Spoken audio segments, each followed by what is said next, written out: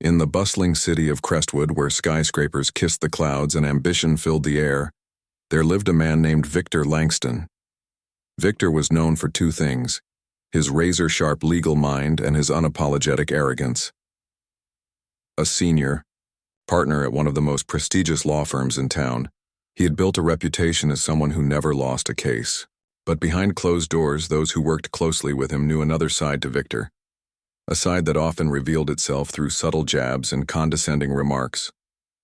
On this particular morning, Victor strode into the courthouse with his usual air of superiority. His tailored navy blue suit fit him perfectly, and his polished leather shoes clicked against the marble floors. He carried a stack of files under one arm while scrolling through emails on his phone with the other. To anyone watching, he looked like the epitome of success. However, what they couldn't see was the simmering impatience beneath his calm exterior. Victor's day began with an unexpected twist when he arrived at the courtroom assigned to his latest case. As he entered, he noticed a woman standing near the plaintiff's table organizing documents.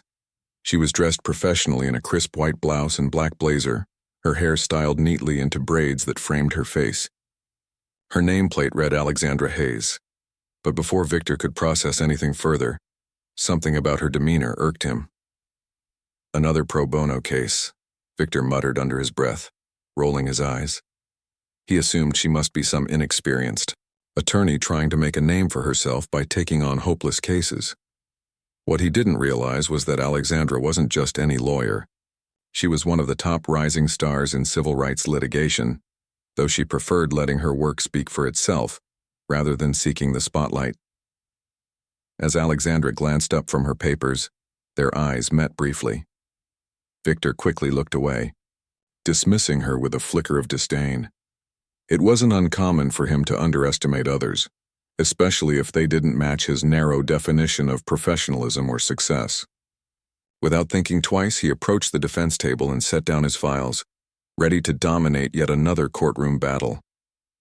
Little did Victor know, this meeting would mark the beginning of a lesson he desperately needed to learn. Unbeknownst to him, Alexandra had already done her homework. She knew exactly who Victor Langston was, and more importantly, she understood the kind of person he was outside the courtroom. While Victor saw only skin color and stereotypes, Alexandra saw an opportunity to challenge not just his arguments, but also his worldview. The atmosphere in the room shifted subtly as both parties prepared for the hearing.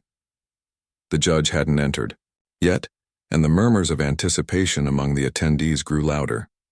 For now, Victor remained oblivious to the storm brewing around him. All he cared about was winning, as always. But fate has a way of intervening when people least expect it, and today it seemed determined to teach Victor a lesson he wouldn't soon forget. Unaware of the events that awaited him, Victor leaned back in his chair, exuding confidence. Meanwhile, Alexandra quietly reviewed her notes, her expression calm but resolute.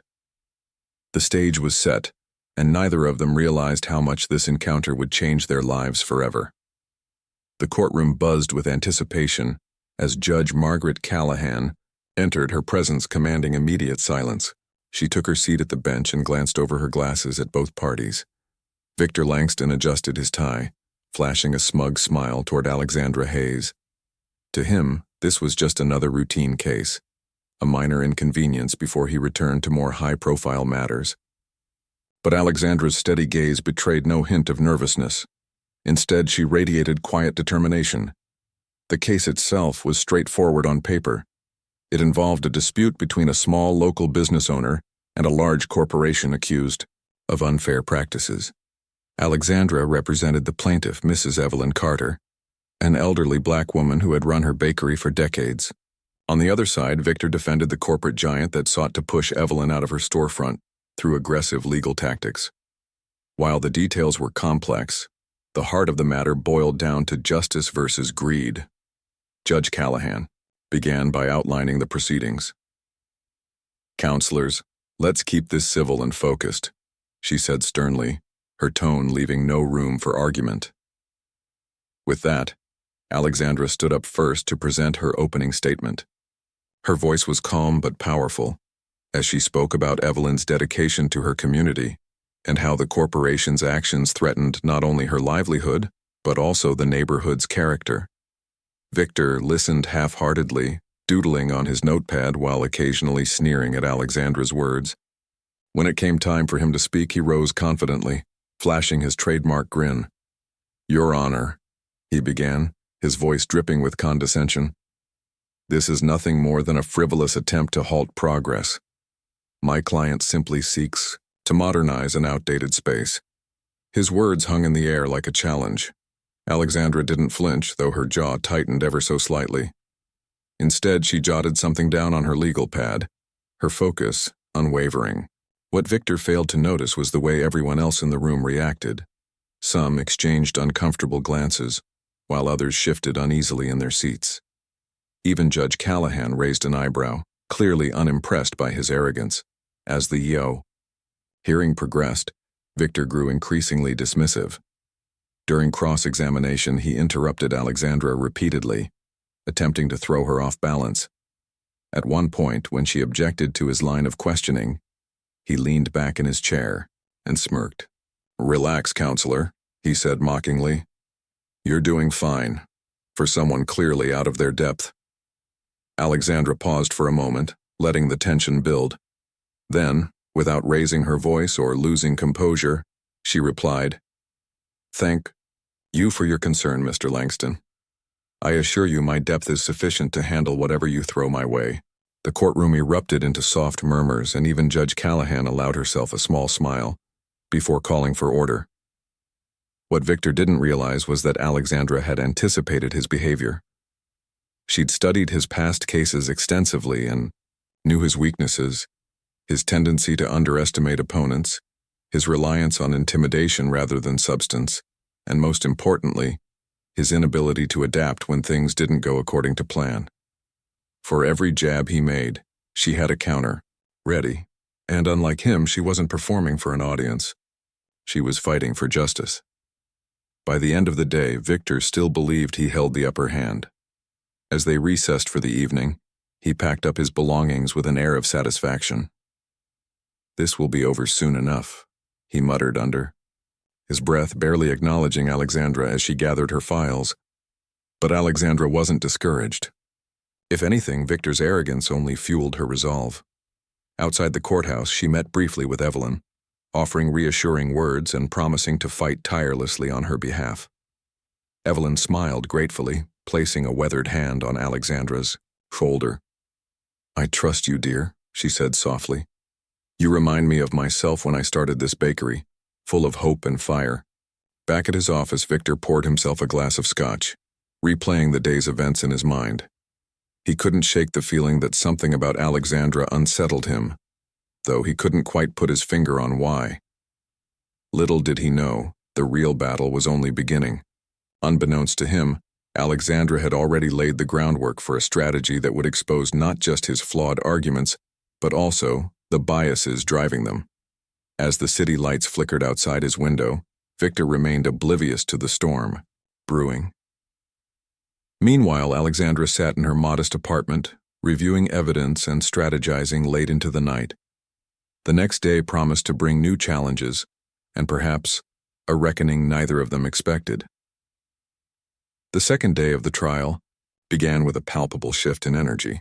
While Victor Langston walked into the courtroom as though victory were already his, Alexandra Hayes carried herself with an unshakable calm that hinted at something deeper, a quiet confidence born not from arrogance, but preparation. She had spent the previous night meticulously reviewing every piece of evidence and anticipating how Victor might twist it to serve his narrative.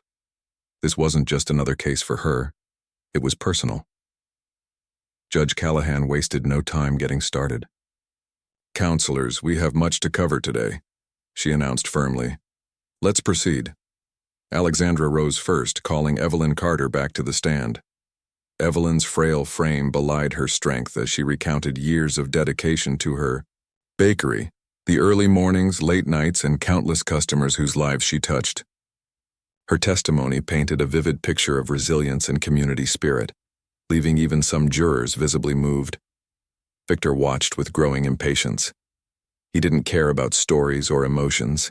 He cared about facts, or rather bending them, to suit his needs. When it came time for cross-examination, he approached Evelyn with a cold smile.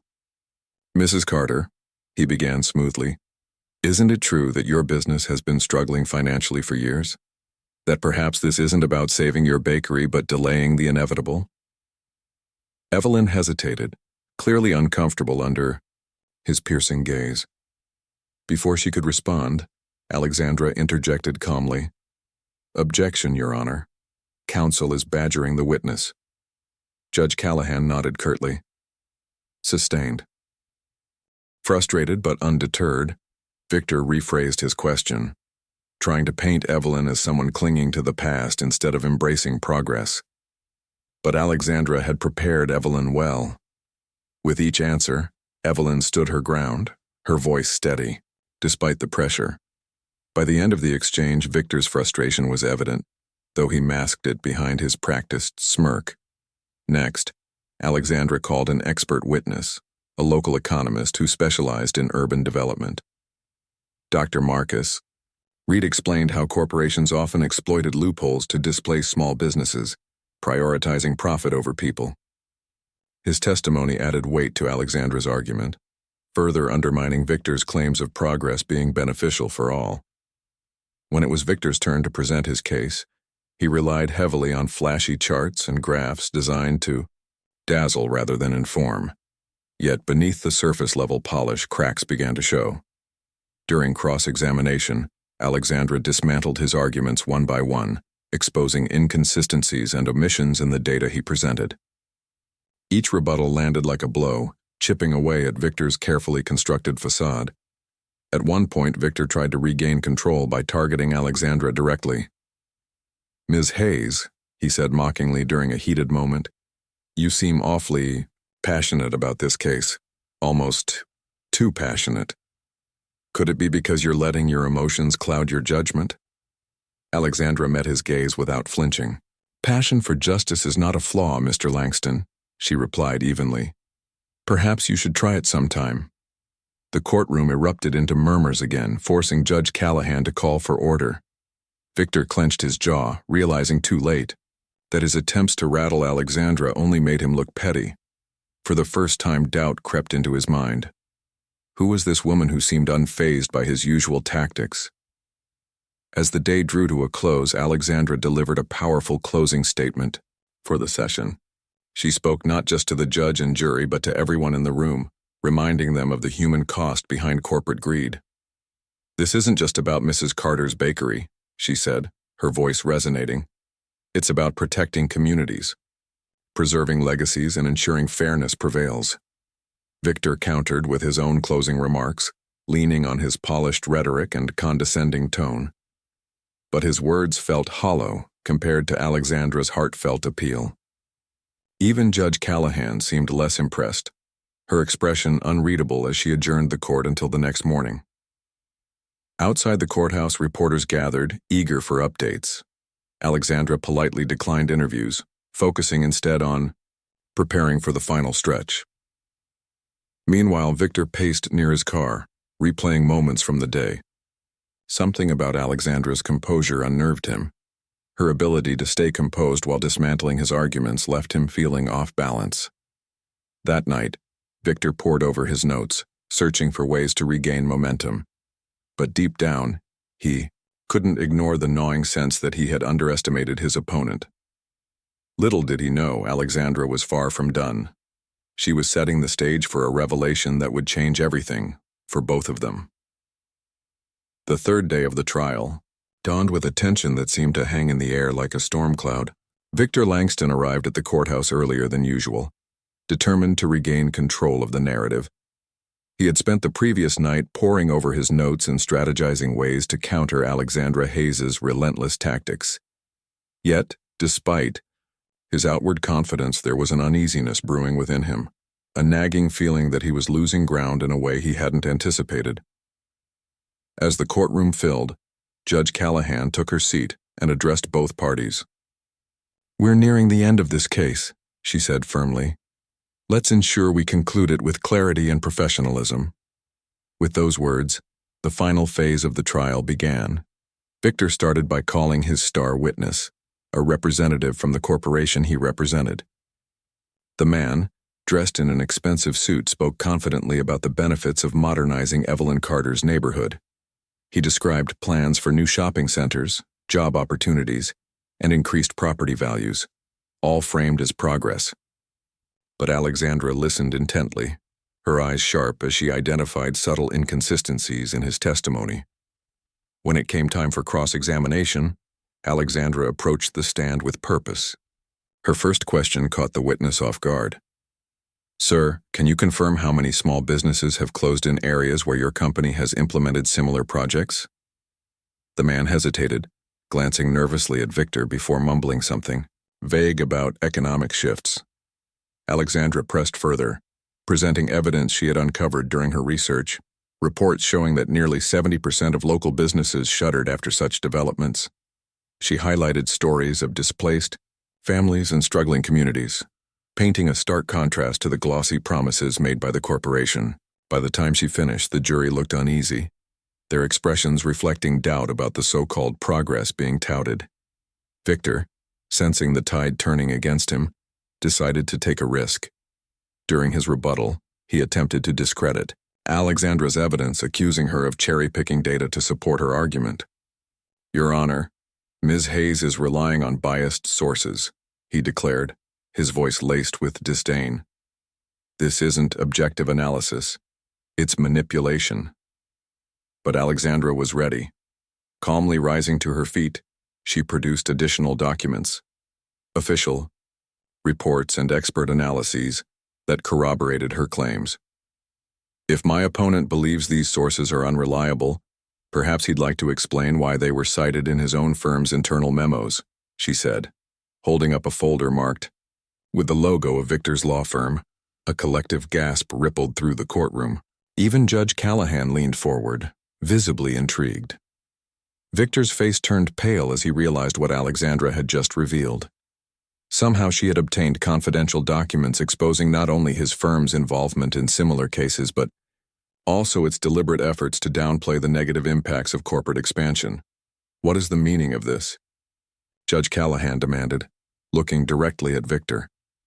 "Counselor, do you wish to address these allegations?" Caught off guard, Victor stammered, trying to deflect responsibility. "Your Honor, these documents are irrelevant. They don't pertain to this specific case," he argued weakly. But his words lacked conviction and the damage was already done. The jury exchanged knowing glances, while reporters scribbled furiously in their notebooks. Outside the courtroom, whispers spread. Quickly, news of Victor's firm's questionable practices began making headlines, drawing attention to broader patterns of exploitation. Meanwhile, Alexandra remained composed, focusing on delivering justice for Evelyn Carter. She knew the revelation wasn't just about embarrassing Victor, it was about exposing systemic issues that affected countless others like Evelyn.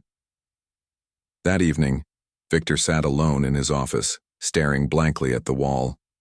For the first time in his career, he felt truly cornered. His arrogance had blinded him to the possibility that someone might outmaneuver him, not just legally but ethically. As he replayed the events of the day in his mind, one thought kept returning. How did I let this happen? Little did Victor know, the worst was yet to come. Alexandra wasn't finished. She had one final move planned, a move that would leave no room for denial or escape. And as dawn broke on the next day of the trial, the stage was set for a confrontation that would change everything for both Victor and those watching closely. The fourth day of the trial began with an electric atmosphere. News of Victor Langston's firm's questionable practices had spread like wildfire, and the courtroom was packed. Reporters, activists, and curious citizens filled every seat. Even Judge Callahan seemed more alert than usual, her eyes scanning the room before calling for order. The stakes felt higher now, and everyone knew it. Victor walked in looking disheveled for the first time in his career. His tie was slightly askew, his hair uncharacteristically messy, and dark circles underlined his eyes. He hadn't slept much the previous night, haunted by thoughts of how Alexandra Hayes had managed to turn the tables so decisively. As he took His seat, he avoided eye contact with anyone, staring instead at his notes as if they held answers to his predicament. Alexandra, on the other hand, entered with quiet confidence. She greeted Evelyn Carter with a warm smile and exchanged a few words of encouragement. Then, turning to face the judge, she stood tall, ready to deliver what she hoped would be the final blow to Victor's case. Judge Callahan wasted no time. "Ms. Hayes, you may proceed," she said, her tone firm but neutral. Alexandra rose and addressed the court. "Your Honor, ladies and gentlemen of the jury, yesterday we uncovered evidence showing that Mr. Langston's firm has been complicit in similar corporate takeovers across multiple cities. Today I'd like to present additional testimony that sheds light on the human cost of these actions." With that, she called her next witness, a young woman named Tessa Monroe. Tessa was soft-spoken, but carried herself with dignity as she recounted how her family's decades-old bookstore had been forced out of business due to one of the corporation's projects. Her voice trembled as she described watching her parents lose not just their livelihood but also their sense of purpose. "They worked hard every single day to serve our community," Tessa said, tears welling up. "And then overnight, everything was gone, all because some big company wanted to build another chain store." Victor shifted uncomfortably in his chair. Tessa's story hit close to home. It mirrored exactly what Evelyn Carter was fighting against. Worse still, he realized Alexandra wasn't just targeting the corporation. She was holding him personally, accountable for enabling such injustices. When it came time for cross-examination, Victor struggled to find footing. Every attempt to discredit Tessa only made him appear callous. At one point he snapped, "Isn't it possible your family simply couldn't compete in a changing market?" Tessa looked directly at him, her voice steady despite her emotions. "No, sir. It wasn't competition. It was bullying. Your client used legal loopholes and intimidation tactics to force us out. And you know it." The courtroom fell silent. Even Judge Callahan raised an eyebrow, clearly unimpressed by Victor's lack of decorum. For the first time, cracks in his polished exterior were visible to everyone. Later, Alexandra presented video testimonials from other small business owners who had suffered similar fates. Each story added weight to her argument, painting a damning picture of greed disguised as progress. When she finally concluded her presentation, the room felt heavy with collective outrage. Victor tried to salvage his position during his rebuttal, but his usual bravado rang hollow. Instead of commanding respect, his words sounded defensive and desperate. Even his own client, the corporate representative, seemed uneasy, glancing nervously at the jury. That evening, as the court recessed, Victor retreated to his office, feeling the walls closing in. Reporters camped outside shouting questions about his firm's unethical practices. Colleagues avoided his calls, fearing association with scandal. For the first time, he faced the consequences of his arrogance, not just professionally, but morally. Meanwhile, Alexandra met with Evelyn and Tessa, offering reassurance and solidarity. Though exhausted, she felt a renewed sense of purpose. This wasn't just about winning a case anymore, it was about exposing truth and inspiring change. As the sun set over Crestwood, Victor sat alone, staring at his reflection in the window. For the first time, he saw not the confident lawyer he prided himself on being, but a man whose choices had hurt countless lives. And deep down, he knew this reckoning was far from over. The fifth and final day of the trial arrived, charged with an intensity that seemed to electrify the air.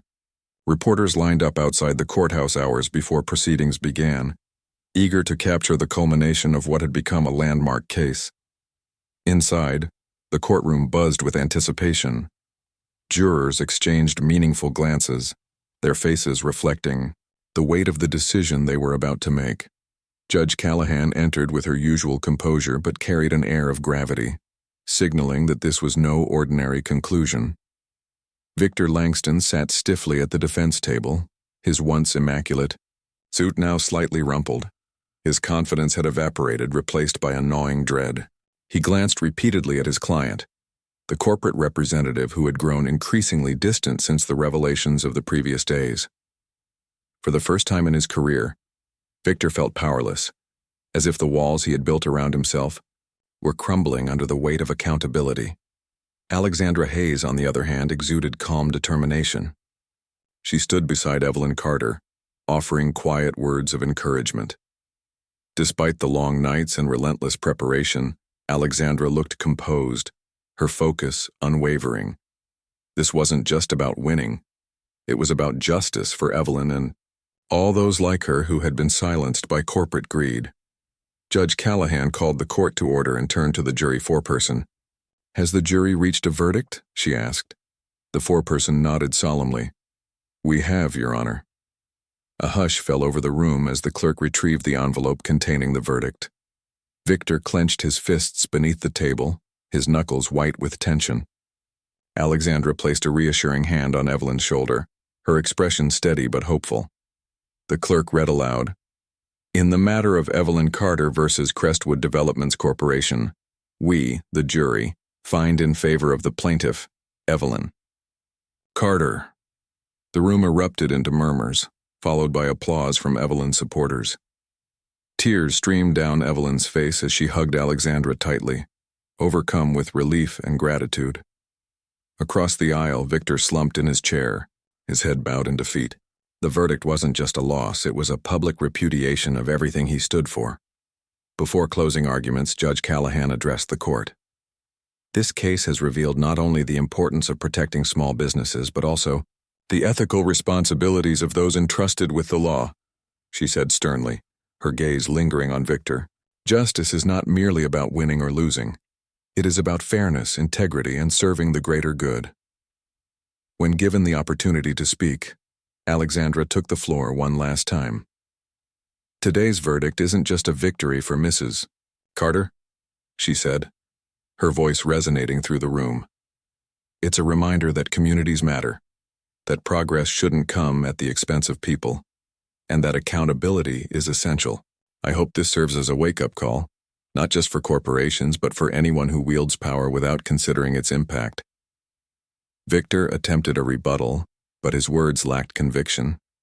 Instead of commanding attention, he sounded hollow, even to himself. When he finished, the silence in the room spoke volumes. As the judge delivered the final ruling, ordering the corporation to compensate Evelyn and cease further development plans, Victor realized the full extent of his downfall. His reputation, once untouchable, was now tarnished. Clients distanced themselves, colleagues whispered behind his back, and the media painted him as a symbol of unchecked privilege and prejudice. Later that evening, Alexandra joined Evelyn and Tessa for a quiet celebration. They laughed, shared stories, and dreamed of rebuilding the bakery stronger than ever. Meanwhile, Victor returned to his empty apartment, staring blankly at the city lights.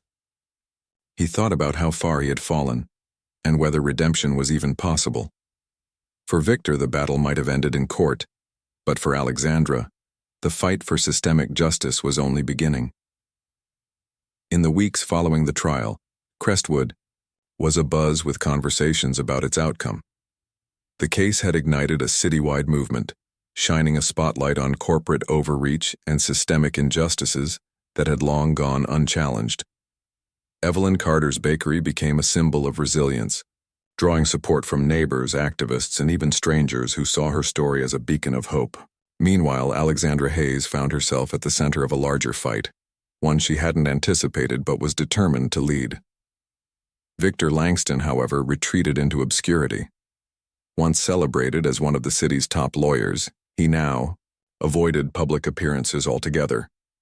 His firm faced mounting scrutiny, with clients pulling out and internal investigations launched into their unethical practices. Colleagues distanced themselves, unwilling to be associated with his tarnished name. At home, Victor spent hours staring at old photographs, reminders of a life he once knew, and wrestling with guilt over the choices that led him here. One evening, unable to bear the isolation any longer, Victor decided to visit Evelyn's bakery. It wasn't easy. Every step felt like walking through quicksand. When he arrived, Evelyn greeted him cautiously, unsure of his intentions. "What do you want?" she asked bluntly, though not unkindly. Victor swallowed hard, his voice barely above a whisper. "I came to apologize," he said, "for everything." Evelyn studied him for a moment before nodding slowly. She invited him inside, where they sat together amidst the comforting aroma of freshly baked bread. For the first time, Victor listened, not to argue or defend himself, but to understand. Evelyn spoke candidly about the struggles she endured, the fear of losing something she had poured her heart into, and the joy of reclaiming it. By the end of their conversation, tears welled up in Victor's eyes. He realized how much harm his actions had caused, not just to Evelyn but to countless others. Meanwhile, Alexandra continued her work, expanding beyond individual cases to tackle systemic issues head-on. Her letters to advocacy groups sparked investigations into Victor's firm and similar entities nationwide. Journalists picked up the story, amplifying calls for reform. Alexandra traveled across the country, speaking at conferences, meeting affected communities and advocating for policy changes that prioritized fairness and accountability. As months passed, Victor began volunteering at local legal clinics, offering pro bono services to marginalized communities. It wasn't redemption. It couldn't undo the damage he'd caused, but it was a start. Slowly, he rebuilt trust, one small act at a time. He reached out to Alexandra eventually, humbly asking for advice on navigating ethical dilemmas. To his surprise, she agreed to mentor him, recognizing his genuine desire to change. By year's end, Evelyn's bakery thrived once again, thanks to community support and renewed determination. She hosted a grand reopening event, inviting everyone who had stood by her, including Alexandra and, surprisingly, Victor. As they gathered under twinkling string lights, laughter filled the air, bridging divides that once seemed insurmountable. The journey wasn't perfect, nor was it easy, but it proved that even those blinded by arrogance could find clarity, and that justice, when pursued relentlessly, could spark transformation far beyond the courtroom. And so, in Crestwood, new stories of courage and unity took root, reminding everyone that while the past shapes us, it doesn't define us.